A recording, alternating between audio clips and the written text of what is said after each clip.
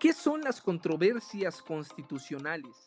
Las controversias constitucionales se encuentra prevista en el artículo 105 de la Constitución Política de los Estados Unidos Mexicanos y se define como un procedimiento de control de la regularidad constitucional, planteado en forma de juicio ante la Suprema Corte de Justicia de la Nación, en el que las partes, sea como actores demandados o terceros interesados, pueden ser la Federación, los estados, el Distrito Federal o municipios, el Ejecutivo Federal, el Congreso de la Unión o cualquiera de sus cámaras o comisión permanente.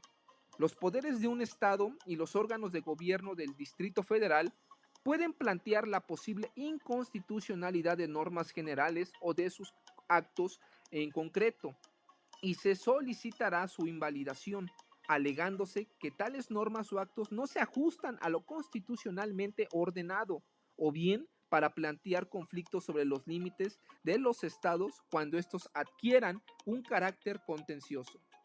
El artículo 105 de la Constitución Política de los Estados Unidos Mexicanos, en su fracción primera, establece que la Suprema Corte de Justicia de la Nación conocerá de las controversias constitucionales que se susciten entre, inciso A, la Federación y un Estado o el Distrito Federal.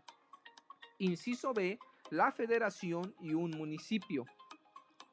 Inciso C, el Poder Ejecutivo y el Congreso de la Unión o aquel o cualquiera de las cámaras de este, o en su caso la comisión permanente, sean como órganos federales o del Distrito Federal.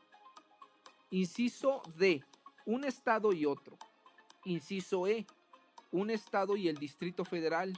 Inciso F, el Distrito Federal y un municipio. Inciso G, dos municipios de diversos estados. Inciso H, dos poderes de un mismo estado sobre la constitucionalidad de sus actos o disposiciones generales. Inciso I, un estado y uno de sus municipios sobre la constitucionalidad de sus actos o disposiciones generales.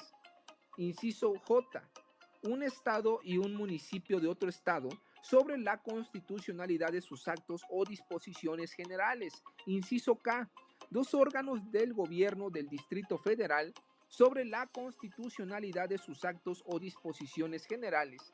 Y inciso L, dos órganos constitucionales autónomos y entre uno de estos, el Poder Ejecutivo de la Unión o el Congreso de la Unión sobre la constitucionalidad de sus actos o disposiciones generales.